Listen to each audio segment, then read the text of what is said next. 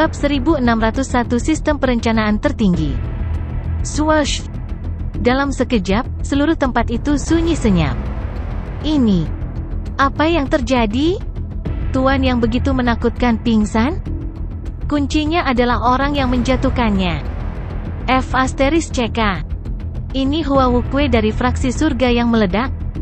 Saat ini, semua orang melihat dengan jelas bahwa orang yang menyerang Yongxing adalah Suke. Ini tidak penting. Yang penting adalah, bagaimana mungkin seorang pria di tahap surgawi emas dari surga yang merangkul segalanya mengalahkan Raja Surgawi tingkat tinggi? Dan dia berhasil menjatuhkannya dengan satu pukulan? Beraninya kamu memainkan musik latar di depanku, Qiao Feng dari fraksi surga yang meledak? Kamu meminta kematian? Pada saat yang sama, Suke menyingkirkan tongkat hitamnya dan mencibir. Pada saat yang sama, dia melirik orang-orang dari 3 sekte dengan main-main. Guan Liuru dan Xiang Qing merasa kulit kepala mereka mati rasa. Namun, Suke tidak menyerang mereka. Sebagai gantinya, dia mengeluarkan tas penyimpanan binatang spiritual, mengambil Yongxing yang tidak sadarkan diri, dan melemparkannya ke dalamnya. Rahang semua orang jatuh ketika mereka melihat ini. Raja Surgawi tingkat tinggi? Dia dilemparkan ke dalam tas penyimpanan binatang spiritual begitu saja. Dia tidak memperlakukan Yongxing sebagai manusia. Dan, bukankah dia Hua Wukwe? Mengapa dia menyebut dirinya Qiao Feng? Apakah itu nama aslinya? Tidak. Semua ini tidak penting. Yang penting adalah, apa yang terjadi? Setelah bertahan begitu lama, Raja Surgawi tingkat tinggi dari gerbang surgawi akhirnya tiba, dan ini hasilnya? Memikirkan apa yang baru saja terjadi, beberapa orang mau tidak mau membuka mulut karena terkejut. Mengerikan. Sangat mengerikan. Apakah Hua Wukwe benar-benar hanya surga emas dari surga yang merangkul segalanya? Mereka bisa mengerti mengapa dia mengalahkan Xiang Sun dengan satu pukulan. Lagi pula, Xiang Sun hanyalah seorang Raja Surgawi pemula. Saat menghadapi Golden Celestial yang jenius dari surga yang merangkul segalanya, tidak dapat dihindari bahwa dia akan meremehkan musuhnya. Tapi Yongxing? Dia berasal dari gerbang surgawi? Dia adalah Raja Surgawi tingkat tinggi. Dia memiliki kekuatan untuk memandang rendah dunia. Kenapa dia juga terlihat lemah di depan Hua Wukwe? Tamparan. Tiba-tiba, Guan Liu Yao menekan Xiang Qing dan memberinya beberapa tamparan keras. Xiang Qing berteriak, "Sialan, kenapa kamu memukulku?" Mendengar ini, Guan Liu Yao mau tidak mau mengungkapkan ekspresi ngeri. Mungkinkah ini benar? Ini seharusnya mimpi? Semua orang terdiam. Anda sudah berkultivasi ke alam Raja Abadi, namun Anda bahkan tidak bisa membedakan antara mimpi dan kenyataan? Lagi pula, meski dia ingin menguji apakah dia sedang bermimpi atau tidak, kenapa dia tidak memukul dirinya sendiri? Sekte Pelangi Hijau terlalu menyedihkan. Jelas, Guan Liu Rou tidak mau menerima kenyataan bahwa Yongxing telah terbunuh dalam satu gerakan. Namun, inilah kenyataannya, itu selalu sangat kejam. Bagaimana ini mungkin? Tuan Yongxing kalah. Tyrant Bear meraung. Wajah orang-orang dari 3 sekte semuanya pucat, tidak mau percaya bahwa apa yang baru saja terjadi itu nyata. Guan Chengping menggosok matanya dengan keras dan bergumam, "Mataku pasti mempermainkanku. Ini tidak mungkin." Xiang Qing duduk lumpuh di tanah. Separuh wajahnya bengkak akibat tamparan Guan Liu Mang, tapi dia tidak berhenti bicara. "Terima takdirmu, Hua Wukwe itu terlalu kuat." Guan Liu Rou menekan rasa takut di hatinya dan berpura-pura tenang. "Jangan khawatir, kita masih punya harapan. Dalam 5 hari, dia akan mati." Ketika semua orang mendengar ini, mereka tidak bisa menahan diri untuk tidak terkejut. Bahkan Raja Abadi tingkat tinggi dikalahkan oleh Hua Wukwe. Apalagi yang bisa mereka lakukan? Mereka takut seluruh kota Kren akan jatuh ke tangan Hua Wukwe. Kelompok pembudidaya nakal tidak menyangka bahwa Hua Wukwe akan mampu membalikkan kota Kren. Ketika mereka mendengar kata-kata Guan Liu Rou, mata Tyrant Bear dan Xiang Qing berbinar. Itu benar. 5 hari. Hanya 5 hari. Peri Yu Rou akan datang ke Kren City. Fiery Yu Rou memiliki kekuatan dari Celestial Prime. Selain itu, ketika dia berkeliling dunia, akan ada 4 Celestial Prime yang melindunginya. Adapun Immortal Kings, jumlah mereka tidak terhitung. Begitu Pri Yuro tiba, Hwawuke pasti akan mati. Oleh karena itu, yang perlu kita lakukan sekarang adalah terus menunggu. Kami tidak percaya. Berapa banyak Celestial Prime yang bisa kamu tangani? Saat ini, di pedesaan di luar Grand City, Yongxing bangun perlahan dan mendapati dirinya tergantung di bawah pohon. Kakinya diikat dan kepalanya menghadap ke bawah.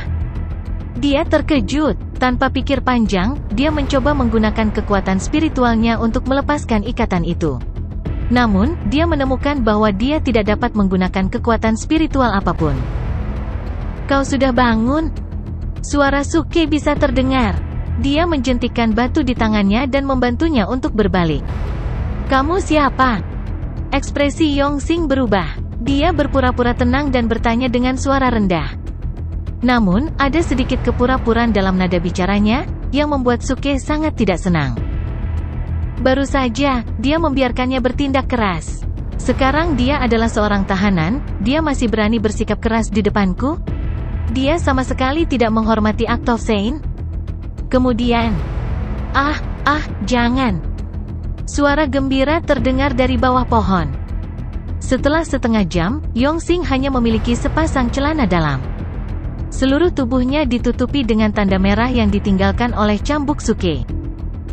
Bahkan wajahnya yang tampan memiliki beberapa memar di atasnya. Suke menggigit tahu busuk itu dan berkata sambil tersenyum, menggelengkan kepalanya, Ceka, kamu benar-benar keras kepala.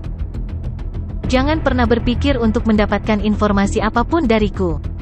Mendengar itu, Suke tidak bisa menahan tawa dingin. Apakah Anda pikir saya tidak punya cara? Aku tidak ingin memikirkannya lagi. Suke mengeluarkan selusin celana dalam dari sistem. Yongxing melihat benda-benda di tangan Suke dan berkata dengan jijik, menjijikkan. Suke tidak bersalah.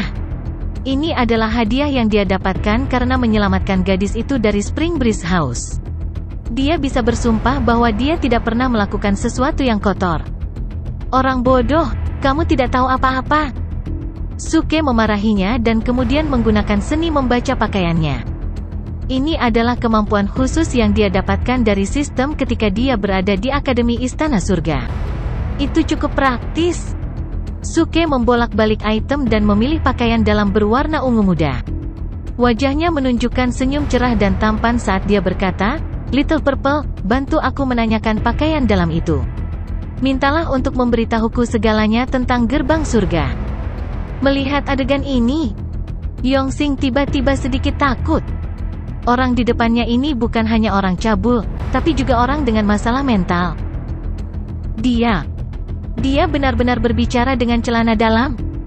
Dia bahkan mengatakan ingin mendapatkan informasi dari celana dalamnya. Namun, setelah beberapa detik, Pri Yuru Anda akan tiba di kota Jinhe dalam 5 hari? Suke menatap Yongxing sambil tersenyum. Ekspresi Yongxing berubah. Bagaimana mungkin ini bisa terjadi? Bagaimana dia tahu? Tidak, itu tidak benar. Orang ini pasti mendapatkan informasi dari 3 sekte. Sebaliknya, 8 Celestial Prime dan 33 Celestial Kings. Apa kau memaksaku untuk bertarung melawan 41 dari mereka? Apa, sihir apa yang kamu gunakan? Yongxing tidak bisa tetap tenang saat ini. Dia sangat terkejut. Biasanya, hanya ada 4 Celestial Prime yang menjaga Pri Yuru. Namun baru-baru ini, karena beberapa hal, dia telah mengatur 8 Celestial Prime untuk menjaganya. Inilah rahasia gerbang surga? Bahkan Yongxing tidak tahu alasan dibaliknya. Tetapi pengaturan ini bahkan tidak diketahui oleh orang-orang di gerbang surga. Bagaimana orang ini tahu tentang itu? Yongxing hanya bisa menatap celana dalamnya. Mungkinkah itu telah membocorkan rahasianya? Dia tidak mengganti celana dalamnya selama ratusan tahun. Celana dalam ini sepertinya tahu banyak. Semakin Yongxing memikirkannya, semakin bingung dia. Jika kejadian hari ini dilaporkan ke gerbang ilahi, bagaimana dia akan melaporkannya? Bisakah dia berkata, Tuan, celana dalam saya yang membocorkan rahasianya? Saya tidak pernah mengkhianati gerbang ilahi. Dia pasti gila. Siapa yang akan percaya itu? Oh, pakaian dalammu cukup banyak bicara. Aku tidak menyangka kamu memiliki hubungan seperti itu dengan atasanmu. Suke mengangkat alisnya dan menatapnya dengan penuh arti. Dia tidak berharap orang ini menjadi munafik. Kamu, jangan berlebihan. Apalagi yang ingin kamu ketahui? Biarkan aku memberitahumu. Tidak dibutuhkan. Suke bertepuk tangan dan menyimpan pakaian dalamnya. Sekarang, kamu tidak berguna. Yongxing panik saat mendengar itu. Mustahil. Jangan beritahu saya bahwa Anda menangkap saya dan mengajukan pertanyaan kepada saya di celana dalam saya. Apakah Anda membuat saya bodoh? Saudara Hua, tolong berbelas kasih dan selamatkan hidupku. Aku masih berguna untukmu, teriak Yongxing. Suke tertegun. Pria ini sangat keras kepala barusan dan pura-pura tidak tahu siapa aku. Sekarang dia memanggilku kakak Hua? Melihat Suke tidak menjawab, Yongxing melanjutkan, saya melihat bahwa Anda dan saya memiliki minat yang sama, jadi... Wajah Suke penuh dengan pertanyaan. Dia mengangkat tangannya dan menebas. Siapa yang memiliki minat yang sama denganmu? Pakaian dalam itu adalah hadiah dari orang lain. Suke tidak bisa menolak rasa terima kasih di mata para wanita itu. Jika dia bisa menolaknya, orang baik mana yang mau menerimanya? Di sisi lain, di lantai atas menara langit di gerbang langit kota Wudu. Peri, Yongxing sudah mati. Seorang pria berjubah hitam bergegas masuk dan berlutut di depan pintu. Di loteng, seorang wanita bergaun putih perlahan bangkit dari tempat duduknya dan berjalan ke jendela. Dia melihat ke arah Grand City. Setelah beberapa detik, dia berkata dengan tenang, kita akan berangkat lebih awal. Tapi, pria berjubah hitam itu terkejut, tapi barang-barang di sini. Wanita itu mengerutkan kening dan berkata, hanya ada beberapa jalan keluar yang tersisa. Kalian tetap di sini dan tangani mereka. Aku akan pergi dulu. Ya Tuan. Pria berjubah hitam itu tidak berani menanyainya lagi. Dia buru-buru menjawab dan mundur. Setelah pria berjubah hitam itu pergi, wanita berjubah putih itu menarik pandangannya dan mengerutkan kening lagi. Sedikit keraguan melintas di matanya yang indah. Dia menyadari bahwa tangannya sedikit gemetar. Kota Bangau.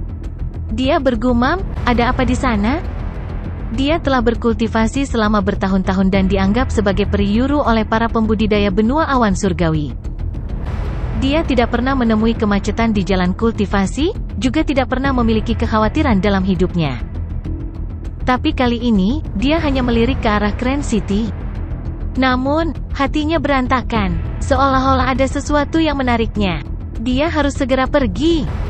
Mungkinkah ada sesuatu yang telah lama hilang dariku?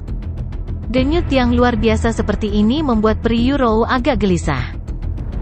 Setelah beberapa saat ragu, sosoknya berangsur-angsur menghilang dari pavilion di lantai paling atas. Dia berubah menjadi gumpalan asap dan terbang ke arah kota Jinhe. Sepanjang jalan, dengan bantuan beberapa formasi teleportasi khusus, dia tiba di kota Jinhe hanya dalam waktu 2 hari. Meskipun apa yang disebut pemilihan 3 sekte adalah peristiwa besar di gerbang surga, itu tidak penting baginya. Dia diam-diam tiba di kota Jinhe tanpa memberitahu siapapun. Dia bahkan tidak memberitahu orang-orang dari 3 sekte. Dia mengubah penampilannya menjadi wanita biasa. Dia diam-diam berjalan di jalan, mencari sesuatu yang membimbing hatinya. Di sisi lain, setengah hari setelah Yurou meninggalkan gerbang surga, beberapa penjaga perdana surgawi juga buru-buru menangani masalah yang ada dan berangkat dengan tergesa-gesa. Peri Yurou adalah penguasa gerbang surga berikutnya. Dia juga orang yang paling mungkin menjadi kaisar surgawi berikutnya. Seluruh gerbang surga sangat mementingkan dirinya. Meskipun mereka tahu itu hanya tiruan dari peri Yurou, beberapa penjaga masih tidak berani mengendur. Mereka berangkat setengah hari lebih lambat dari Yurou Fairy dan akan tiba di Grand City. Seseorang mengeluarkan jimat dan terbang jauh. Tidak lama kemudian, di tempat 3 sekte, sebuah jimat perlahan melayang. Melihat itu, Guan Liu Sui dan yang lainnya sangat bersemangat. Mereka di sini. Mereka akhirnya di sini. Fraksi ledakan surgawi Hua Wuke. Waktu kematianmu telah tiba. Suara mendesing. Pada saat yang sama, jimat itu bersinar dengan cahaya keemasan dan secara bertahap memadat menjadi sosok lelaki tua. Kami sudah berangkat lebih awal dan akan tiba dalam 2 jam. Begitu dia selesai berbicara, jimat itu berubah menjadi abu. Orang-orang dari 3 sekte bahkan tidak memiliki kualifikasi untuk berbicara dengan orang tua itu. Kakak Guan, 2 jam, apakah kita punya waktu untuk bersiap? Xiongba sedikit gugup. Karena mereka sangat jelas bahwa mereka akan melihat generasi muda terkuat di benua awan abadi, peri Yurou. Xiang Qing juga memandang Guan Liu Sui. Di antara 3 sekte, hanya sekte pelangi hijau yang tidak memiliki ahli raja abadi. Guan Liu Mang berkata dengan suara yang dalam, cepat dan kumpulkan para murid. Tidak peduli apa, kita harus menyambut peri Yurou dengan barisan besar. Saat ini, di pinggiran kota Kren. Setelah berurusan dengan Yongxing, Suke tidak kembali ke Kren City. Dia duduk bersila di sebuah gua dan sedang mempersiapkan segalanya. Karena dia sudah tahu bahwa Xiao Rou akan datang, dia harus membuat rencana yang sangat mudah. Semua rencana harus ada. Metode paling sederhana pasti menunggu Xiao Rou muncul. Terlepas dari apakah dia memiliki ingatan atau tidak, dia pertama-tama akan menggendongnya dan lari. Yang paling penting adalah mendapatkannya. Adapun amnesianya, akan selalu ada cara untuk menyelesaikannya. 2 jam kemudian, itu masih di pintu masuk Kren City. Orang-orang dari 3 sekte sudah siap. Mereka berdiri di luar kota dengan bersemangat dan menunggu lebih dari 1 jam. Tiba-tiba, aura besar melayang dari tidak jauh. Orang-orang dari 3 sekte sangat gembira. Dia di sini. Peri Yurou akhirnya tiba. Sekarang, mereka tidak perlu waspada terhadap Suke. Karena mereka percaya bahwa jika Hua Wuke berani menimbulkan masalah saat ini, dia pasti akan dibunuh oleh pelindung peri Yurou. Orang-orang dari 3 sekte berlutut dan berteriak, "Selamat datang, peri Yurou! Selamat datang, tuan-tuan!" Perahu roh tempat mereka berada, dibandingkan dengan kapal Yongxing. Tidak ada perbandingan sama sekali. Ini mungkin bisa disebut kapal surgawi? Itu melayang di langit, dan ukurannya sebanding dengan setengah dari kota Kren. Setelah itu, 20 sosok hitam muncul dari perahu roh. Semuanya mengenakan jubah hitam, bahkan wajah mereka tertutup rapat. Apa ini? Penggarap yang dibubarkan di kota Kren mau tidak mau mengangkat kepala mereka untuk melihat perahu roh di langit. Mulut mereka terbuka lebar sehingga orang bisa memasukkan 20 juta dolar golf ke dalamnya. Mungkinkah ini kekuatan di balik 3 sekte? Yongxing sudah mati, dan sekarang kekuatan sebesar itu telah tiba. Perahu roh ini, mata seseorang dipenuhi dengan kegembiraan. Tampaknya itu adalah perahu surga kaisar. Itu adalah tunggangan peri Yurou. Ketika mereka mendengar ini, semua orang tidak bisa menahan diri untuk tidak terkejut. Peri Yurou, orang yang dikatakan paling mungkin menjadi kaisar abadi berikutnya di benua awan langit. Dia benar-benar muncul di Kren City. Pada saat ini, peri Yurou, yang sedang berjalan-jalan di jalanan kota, juga mengangkat kepalanya untuk melihat ke langit. Para pelindung telah tiba begitu cepat. Namun, dia sudah berjalan di seluruh Kren City, tapi masih belum menemukan orang atau benda yang dia inginkan. Mungkinkah hanya ilusi? Dia sedikit mengernyit. Dengan keadaan pikiran dan kekuatannya saat ini, bagaimana dia bisa memiliki ilusi? Bab keempat ada di sini. Awalnya, saya ingin merilis 2 bab sekaligus. Lagi pula, bab-babnya juga sangat berharga. 2 hari ini, semua orang belum memilih suara bulanan, dan langganan telah menurun drastis. Banyak pria berjubah hitam keluar dari perahu dan mendarat di tanah. Beberapa pemimpin memelototi kerumunan dengan dingin. Semua orang dari 3 sekte menahan napas, tidak berani berbicara. Apakah seleksi sudah diatur? Saat itu, salah satu pria berjubah hitam bertanya dengan lembut. Pemimpin menara Wu Wen, Xiongba, buru-buru menjawab, "Yang mulia, kami telah menyiapkan daftar peserta untuk seleksi." Hanya saja. Hanya apa? Melihat pembangkit tenaga listrik dari gerbang surga terus berbicara, Xiongba, yang paling dramatis, mulai menangis. Berlutut di tanah, dia berteriak, "Yang mulia, Anda harus menegakkan keadilan untuk kami." Hua Wuke itu. Pria berjubah hitam mendesis ketika gelombang ki mulai keluar dari tubuhnya. Yongxing telah melaporkan ini kepadaku. Tidak perlu mengatakan apa-apa lagi. Dia harus mati. Dalam sekejap, tembok kota Crane City mulai berguncang. Beberapa kerikil kecil perlahan jatuh, dan para pembudidaya nakal di kota merasa seolah-olah malaikat maut yang memegang sabit telah muncul di depan mereka. Begitu dia melambaikan sabitnya, seluruh kota Crane akan berubah menjadi abu dalam sekejap. Beberapa pembudidaya yang kurang berani telah mundur beberapa mil. Jumlah tekanan ini terlalu menakutkan untuk mereka tangani. Namun, untuk dapat melihat kultivator yang begitu kuat dalam hidup mereka, mereka bisa mati tanpa penyesalan. Mereka awalnya berpikir bahwa Qi Yongxing cukup kuat. Namun setelah melihat Dewa Surgawi, mereka akhirnya menyadari bahwa akan selalu ada seseorang yang lebih baik dari mereka. Jika Qi Yongxing seperti sungai yang mengamuk, maka Qi Tuan Surgawi seperti lautan yang tenang. Itu misterius dan kuat. Apakah ini kekuatan Dewa Surgawi? Mereka tidak pernah berpikir bahwa seorang kultivator bisa sekuat ini. Saat ini, Guan Liu Sui dan yang lainnya sangat gembira. Dewa Surgawi terlalu kuat? Jika orang yang datang adalah salah satu dari mereka, Hua Wuke tidak akan bisa berbuat semaunya. Di mana Hua Wuke sekarang?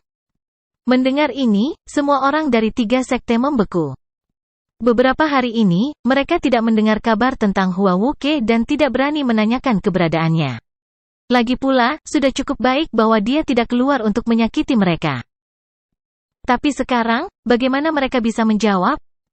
Berbicara, melihat mereka tidak menjawab, pria berjubah hitam itu berteriak. "Ya, tuanku, kami tidak tahu." Begitu dia selesai berbicara, ketiga pemimpin sekte itu merasakan hawa dingin menyerang tubuh mereka. Guan Liu Sui dan Guan Liu Sui sangat membenci Tyrant Xiong. Mengapa idiot ini menyebut Hua Wuke tanpa alasan? Guan Liu Yu adalah yang pertama bereaksi. Dia buru-buru berlutut di tanah dan berteriak, "Tuan, tolong selamatkan hidupku." Melihat bagaimana Guan Liu Yu berperilaku, Xiang Qing dan 2 lainnya buru-buru mengikuti dan berlutut di tanah, memohon, "Tuhan, tolong selamatkan kami." Namun, pria berjubah hitam itu sedang tidak ingin mendengarkan penjelasan mereka. Dia mengangkat kakinya. Momen berikutnya, otak Xiang Qing berceceran di seluruh wajah Guan Liu Sui. Setelah ventilasi, aura pria berjubah hitam itu berangsur-angsur stabil. Namun meski begitu, aura tirani itu bukanlah sesuatu yang bisa mereka tahan. Guan Liu Sui dan yang lainnya sangat ketakutan sehingga mereka bahkan tidak berani mengangkat kepala. Itu baru beberapa hari, dan Sekte Pelangi Hijau akan mengadakan perjamuan lagi. Jika ini terus berlanjut, apakah Sekte Pelangi Hijau masih memiliki uang untuk mengadakan perjamuan? Sementara itu, pria berjubah hitam lainnya berjalan keluar perlahan dan berkata, "Orang itu memiliki kekuatan untuk membunuh Yongxing. Apa yang Anda harapkan dari sampah ini?" Orang itu melihat ke kota dan tiba-tiba menghela nafas, "Jangan lupa kenapa kita ada di sini." Ketika perasaan suci pria berjubah hitam menyebar, Peri Yurou, yang berdiri di ujung menara kota, telah menarik kembali auranya. Dia tidak ingin ditemukan oleh pelindung Dao. Dia datang ke Crane City untuk menemukan orang atau benda yang telah memengaruhi pikirannya, tetapi pada akhirnya, dia tidak menemukan apapun. Adapun seleksi 3 sekte, dia tidak peduli. Jika bukan karena instruksi tuannya, dia tidak akan peduli. Ketika pria berjubah hitam itu mendengar kata-kata rekannya, dia tidak bisa menahan diri untuk tidak mendengus dingin. "Jika kamu tidak bisa berbuat apa-apa, lalu apa gunanya tinggal?" Sesaat kemudian, terjadi badai pasir di luar Crane City, penuh dengan niat membunuh. Namun demikian, Guan Liu Sui dan yang lainnya bahkan tidak berani berpikir untuk melarikan diri. Di depan beberapa penguasa surgawi, jika mereka tidak sopan, mereka akan dihancurkan sampai mati oleh aura kuat mereka. Bagaimana mereka bisa berbicara tentang melarikan diri? Hanya pada saat inilah mereka akan merindukan Hua Wuke. Jika dia muncul, maka beberapa senior gerbang surga pasti tidak akan mempersulit mereka berdua. Dia bertanya-tanya apakah itu karena dia kurang beruntung akhir-akhir ini. Saat mereka memikirkan hal ini, seorang pemuda berpakaian putih dengan gila-gilaan bergegas mendekat, wajahnya dipenuhi kegembiraan. Itu adalah Hua Wukue, musuh terbesar dari 3 sekte? Pada saat ini, dia seperti dewa yang turun dari surga, muncul di depan mereka. Saudara Achilles ada di sini, saudaraku yang baik akhirnya ada di sini. Mata Guan Liusui berbinar, dan dia mau tidak mau berteriak di dalam hatinya. Tapi sekarang penguasa surgawi dari gerbang surga ada di sini, dia masih berani menunjukkan dirinya. Dia benar-benar berani, mengagumkan. Yang mulia, dia ada di sini, dia adalah Hua Wukue dari fraksi surga yang meledak. Pada saat yang sama, pemilik Wu Wenlou, Xiongba, juga buru-buru berteriak. Saat dia selesai berbicara, dia merasa pria berjubah hitam itu memancarkan aura yang mirip dengan pedang. Di tengah aura pedang ini, Guan Liusui dan yang lainnya hampir mati lemas. Tapi di depan penguasa surgawi ini, mereka tidak berani bergerak sembarangan. Jika mereka melakukannya, mereka pasti akan berakhir seperti Xiang Qing. Oleh karena itu, mereka hanya bisa terus berjongkok, dahi mereka menempel erat ke tanah, berharap tidak ada yang memperhatikan mereka dan memperlakukan mereka sebagai tumpukan sampah di tanah. Saat ini, wajah Suke juga serius. Secara alami, dia bisa merasakan niat membunuh dari pria berjubah hitam itu. Tapi hari ini, dia hanya punya satu tujuan, yaitu membawa pergi Xiao Rou. Tapi di antara pria berjubah hitam ini, yang manakah Xiao Rou? Lebih-lebih lagi. Seharusnya tidak. Kenapa aku tidak bisa merasakan aura Xiao Rou? Suke menyapu dengan mind sense dan tidak bisa menahan keterkejutannya. Mungkinkah aura Xiao Rou berubah setelah rekonstruksi fisiknya? Mengenai spekulasi ini, Conan dari fraksi surga yang meledak cukup percaya diri. Dia sangat percaya bahwa selama Xiao Rou ada di antara kelompok orang ini, bahkan jika itu hanya sepasang mata, dia masih bisa mengenalinya. Tapi sekarang, pria berjubah hitam ini menutupi wajah mereka dengan topeng khusus, yang menghalangi deteksi mind sense. Bahkan mata mereka tampak gelap gulita, dan bahkan mata langit tidak bisa melihat menembusnya. Mengapa mereka bertindak begitu misterius? Suke menghela napas dalam-dalam. Sepertinya dia harus melepas semua topeng pria berjubah hitam ini terlebih dahulu. Suara mendesing. Dia melambaikan tangannya dan dengan tenang mengeluarkan batang ungu emas Top Acting King. Dia berdiri di depan orang banyak dan mengarahkan batang ungu emas Top Acting King ke pria berjubah hitam. Dia berteriak dengan suara yang dalam, "Saya Hua Wukue, pemimpin fraksi dari fraksi surga yang meledak. Saya curiga Anda telah menculik istri saya. Anda memiliki hak untuk tetap diam, tetapi semua yang Anda katakan akan menjadi kata-kata terakhir Anda." Petik 2. Orang-orang dari 3 sekte dan orang-orang dari gerbang surgawi benar-benar tercengang saat mendengar ini. Apa yang dia katakan? Menculik istrinya. Semua yang kita katakan akan menjadi kata-kata terakhir kita? Bagaimana bisa seorang surgawi emas dari surga yang merangkul segalanya berani berbicara omong kosong seperti ini? Apakah orang ini bodoh ketika dia mencari masalah? Tetapi ketika mereka melihat ke mata Suke, mereka merasa itu memang benar. Pada saat yang sama, di tembok kota tidak jauh, Peri Yurou juga sedikit terkejut. Dia tidak bisa membantu tetapi melihat sosok itu dengan hati-hati. Ada banyak pembudidaya wanita di antara wali saya. Meskipun mereka agak tua, mungkinkah itu benar? Tapi, setelah memasuki gerbang surgawi, mereka harus memotong masa lalu mereka. Aku khawatir mereka tidak akan bisa bersama lagi, kan? Anak muda, apakah kamu tahu omong kosong apa yang kamu bicarakan? Salah satu pria berjubah hitam berbicara saat ini. Begitu dia selesai berbicara, pria berjubah hitam lainnya langsung menyerang. Mengapa kamu berbicara omong kosong dengannya? Melihat dia tiba-tiba menyerang, Suke tidak peduli. Dengan pikiran, lembaran logam pada tongkat raja bertindak tangguh ditembakkan dan terbang ke arah pria berjubah hitam itu seperti peluru. Itu adalah Celestial Prime yang kuat. Suke, yang tidak mengaktifkan keahliannya, secara alami tidak dapat menyebabkan kerusakan besar padanya. Melihat ini, orang-orang dari 3 sekte sangat gembira. Meskipun pria itu memiliki kekuatan untuk bertarung dengan Raja Surgawi, dia tampak tidak berdaya saat menghadapi Perdana Menteri Surgawi. Anak muda, apakah kamu menggaruk gatal? Suke mengambil kembali lembaran logam itu dan mengubahnya menjadi armor pertempuran emas ungu yang mempesona. Melihat ini, pria berjubah hitam itu tidak bisa menahan diri untuk tidak mendengus dingin, lelucon yang luar biasa. Kemudian, pria berjubah hitam itu melemparkan pukulan. Angin dari pukulan itu seperti binatang buas raksasa yang memburu mangsanya, terbang menuju Suke.